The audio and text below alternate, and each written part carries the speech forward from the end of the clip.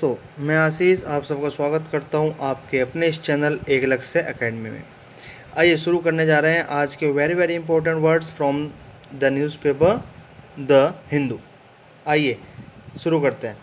पहला वर्ड है site. Site is a form of verb which means उद्धरण करना, बुलाना, अदालत में तलब करना, मतलब अदालत में पेश करना।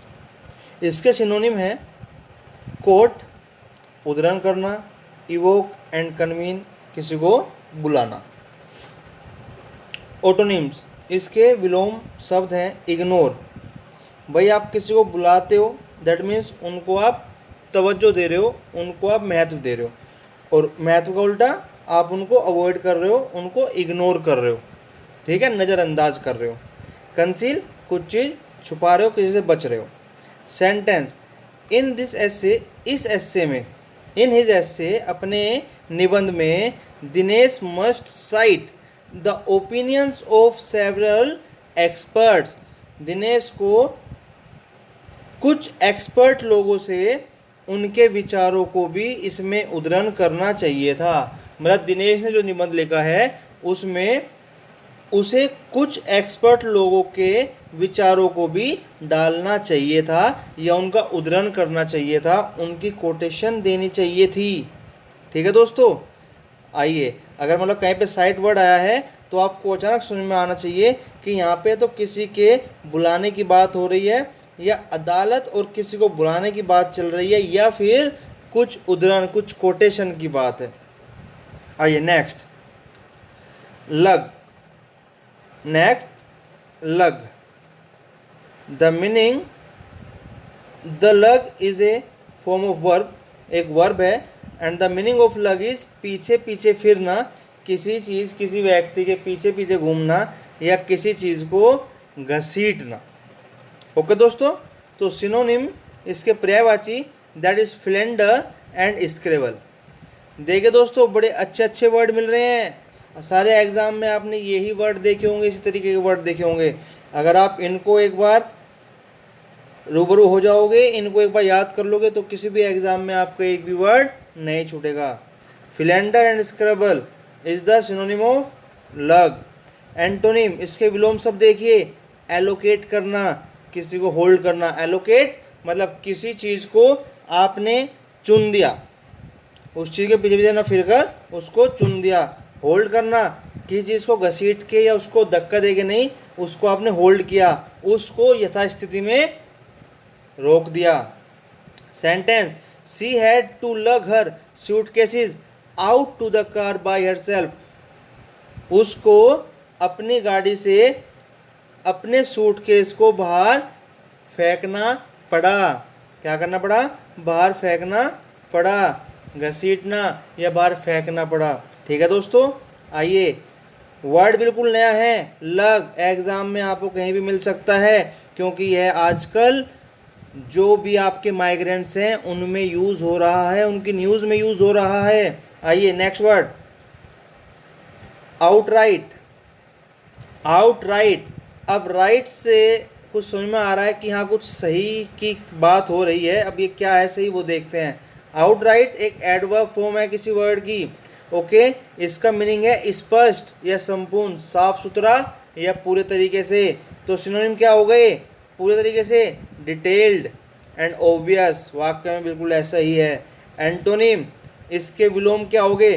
भाई अगर कुछ स्पष्ट है, उसका उल्टा कि वो कुछ दिख नहीं रहा यार, दैट मीन्स हिडन, जो छिपा हुआ हो, वो इसका अपोजिट होता है। इनकम्प्लीट, अगर एक डिटेल्ड है, कंप्लीट है, संपूर्ण है, तो उसका उल्टा अपूर्ण, that means incomplete. Sentence, the painting is now owned outright by the museum. अब जो वह चित्रकला थी, वो पेंटिंग है, जो वह पेंटिंग है वह पूरे तरीके से, संपूर्ण तरीके से म्यूजियम की संपत्ति हो गई है। किसकी संपत्ति हो गई है? म्यूजियम की, पूर्ण तरीके से, संपूर्णतया। आइए next word, inebriated. The word is inebriated, और ये एक वर्ब है। क्या है? वर्ब है। अब ये देखिए, नशे में धूत, आप इस वर्ड का इस्तेमाल दिन में 1000 बार कर सकते हो। नशे में धुत। सो सिनोनिम क्या हुआ? ड्रंकन, पिया हुआ, अंडर द इन्फ्लुएंस, किसी के प्रभाव में। नशे में धुत सिर्फ अल्कोहल ही नहीं होता, सिर्फ दारू ही नहीं होती। नशे में धुत पैसे के नशे में भी धुत होता है इंसान, अपने नाम के नशे में भी धुत होता है, अपनी पोजीशन के नशे में भी धुत होता है। ठीक है दोस्तों। एंटोनिम नॉट ड्रंक मतलब ना पिया हुआ, और क्लियर हेडेड जिसको पता है कि वह क्या कर रहा है। अंडर द इन्फ्लुएंस किसी के प्रभाव में होना, और क्लियर हेडेड निष्प्रभाव होना, उसको पता है कि वो क्या कर रहा है, सब कुछ जानता है। Sentence he was clearly inebriated when he left the bar, वह पूरी तरह नशे में धुत था जब उसने मधुशाला को छोड़ा। तो याद रखना दोस्तों, इनएब्रिएटेड अगर आपको कोई भी नशे में धुत दिखे, चाहे वो दारू के नशे में हो, चाहे वो पैसे के नशे में हो, चाहे वो शरीर की ताकत के नशे में हो, उसको आप इनएब्रिएटेड कह सकते हैं। That inebriated man who is come here that is inebriated of money, वह पैसे के नशे में धुत रहता है। आइए दोस्तों नेक्स्ट, एवर्ट। एवर्ट भी एक वर्ब है और इसका मतलब होता है किसी काम को टालना या किसी को रोक देना। सिनोनिम टालना, पोस्टपोन करना, occlude and turn aside, side में कर देना, उसको साइड में हटा देना। एंटोनिम भाई एक चीज़ को पोस्टपोन किया तो उसका उल्टा क्या होगा? कुछ शुरू करना, अभी से काम करना शुरू किया। इनिशिएट अलाउ किसी को परमिशन रोक देना या किसी को परमिशन दे देना। रोक देने का उल्टा हमने उसको परमिशन दे दी कि आओ भाई, अलाउ कर दिया उसको। ठीक है। Sentence an attempt to avoid political cause, एक प्रयास किया जा रहा है क्या करने का? जो राजनीति की व्यवस्था खराब हो रही है, राजनीति की जो व्यवस्था चल रही है उसको ठीक करने का, उसको रोकने का। ठीक है दोस्तों, राजनीति की अवस्थित स्थिति को रोकने का प्रयास किया जा रहा है। अवॉइड ध्यान रखना, टालना या रोक देना। आइए नेक्स्ट, डॉर्मिटरी बड़ा अच्छा वर्ड है, काफ़ी टाइम पहले चर्चा में भी था और आज भी चर्चा में है। आपने सुना होगा दिल्ली में अरविंद केजरीवाल ने रैन बसेरा का इस्तेमाल कराता है जब सर्दियों में गरीब लोग जो होते हैं उनको घर देने के लिए। अब वो रैन बसेरा है क्या? That is known as dormitory. ये एक नाउन है, डॉर्मिटरी वर्ड है, इसका मीनिंग होता है रैन बसेरा और छात्रावास। सिनोनिम क्या होंगे इसके? हॉस्टल एंड एकोमोडेशन, रहने की जगह या छात्रावास, या जहाँ पर आप सैन कक्ष को भी आप डॉर्मिटरी कहते हैं। ठीक है दोस्तों, तो एंटोनिम इसका होगा बेघर, जिसके पास कोई सोने की जगह नहीं होती। Sentence guest at the camp can stay in private cabins, जो मेहमान कैंप में आए हैं वह अपने निजी केबिन में रह सकते हैं। और या फॉर ए स्मॉलर फी, या जिसके पास पैसे कम हैं वो कम पैसे देकर सस्ते में डॉर्मिटरी रैन बसेरा भी बुक कर सकते हैं, जिसको आप धर्मशाला भी कहते हो।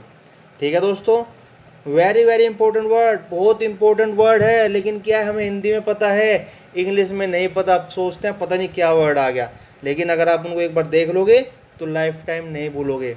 ओके दोस्तों, आइए डिमार्केशन।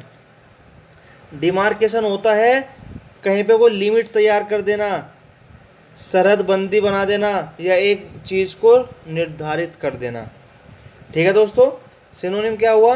भाई आपने कहीं लिमिट कर दी, इसका उसका बंटवारा कर दिया, दैट मीन्स पार्टीशन, और निर्धारित कर दी, एक जगह फिक्स कर दी तो फिक्सेशन। ठीक है दोस्तों, एंटोनिम इसके विलोम क्या हुए? लिबरेशन।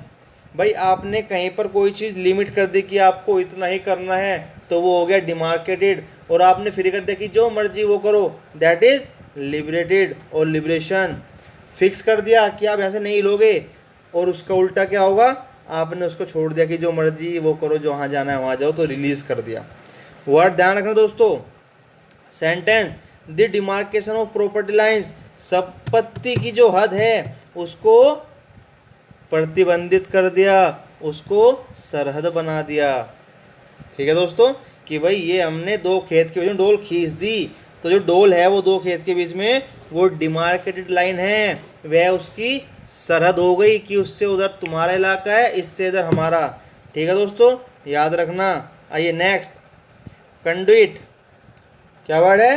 कंडुइट। सुनने में लग रहा है पता नहीं कितना नया वर्ड है, क्या मतलब होगा, लेकिन इसका मीनिंग पाइपलाइन या नाली। जो पानी का बहाव, जो चीज़ पानी के बहाव में हेल्प करती है, चाहे आपकी वो कैनाल हो, चाहे वो आपकी पाइपलाइन हो, चाहे वो आपकी नाली हो, वो कंडुइट होती है। मतलब बांटना, डिस्ट्रीब्यूशन। सो सिनोनिम क्या हो गए? पाइपलाइन और कैनाल। एंटोनिम क्या हुआ? क्लोजर या ब्लॉकेज, जाम होना। क्या होना? जाम होना, बिल्कुल बंद हो गया। नाली का काम क्या होता है? बहना, डिस्ट्रीब्यूट करना। और ब्लॉकेज वो उसका रुक जाना। तो ए कंडुइट ऑफ रेन वाटर, बरसात के पानी की नालियाँ या बरसात के पानी का बहाव। ठीक है दोस्तों, बरसात के पानी का बहाव या उसकी नालियाँ या उसका रिसाव, जिसको आप सीवर भी कहते हैं। आइए नेक्स्ट, 9, वेरी। वेरी का मतलब थका हुआ या सुस्त आदमी। भाई he looking so weary after doing a lot of work in the night। रात में काम करने के बाद वो थका थका लग रहा है। सो weary, टायर्ड, डल। सिनोनिम क्या हुए? टायर्ड या नर्वलेस, सुस्त। एंटोनिम क्या हुआ? भाई एक थका हुआ आदमी है, उसका उल्टा क्या होगा? अरे बिल्कुल तरोताजा, तो क्या? फ्रेश है। Sentence, I need to rest my weary eyes. मुझे अपनी थकी हुई आंखों को आराम देने की ज़रूरत है। ठीक है दोस्तों, so last word but not the least. Remember, this is the last word of today but not the least, very important. Impersonate. Impersonate ये एक वर्ब है जिसका मीनिंग है अभिनय करना, वेश बदलना। अभिनय करना या वेश बदलना, किसी की नकल करना या किसी का रूप धारण करना। सिनोनिम, परफॉर्म, अभिनय करना, पोर्ट्रे या एक्ट, किसी की नकल करना। एंटोनिम, उल्टा क्या होगा? अनमास्क। क्या होगा? अनमास्क मतलब चेहरे का नकाब उतार देना। और बी ऑनेस्ट, ईमानदार होना। भाई आप किसी की नकल कर रहे हो तो वहाँ पे आप कुछ बेईमानी कर रहे हो अपने किरदार के साथ, तो ईमानदार होना, सच्चा होना। Sentence, he was arrested for impersonating a police officer. उसको गिरफ्तार कर लिया गया था, क्यों? क्योंकि वह एक पुलिस ऑफिसर की नकल कर रहा था या एक पुलिस ऑफिसर का वेश धारण किए हुए था या उसका अभिनय कर रहा था। ठीक है दोस्तों, सो ये आज के बड़े कुछ इम्पोर्टेंट वर्ड आपको दिए गए हैं, इनको एक बार आप पढ़ेंगे तो ये आपके लिए बहुत ज़्यादा यूज़फुल रहेंगे। सो दोस्तों, अपना समय देने के धन्यवाद। आप इस वीडियो को देखिए और इसमें आपको कम से कम 20 से 30 वर्ड मिलेंगे जो कि आपके एग्ज़ाम में आपके नंबर बढ़ाने की पूरी हेल्प करेंगे। ठीक है दोस्तों, सो आज के लिए इतना ही। Thank you friends and thanks for watching my video. नमस्कार दोस्तों।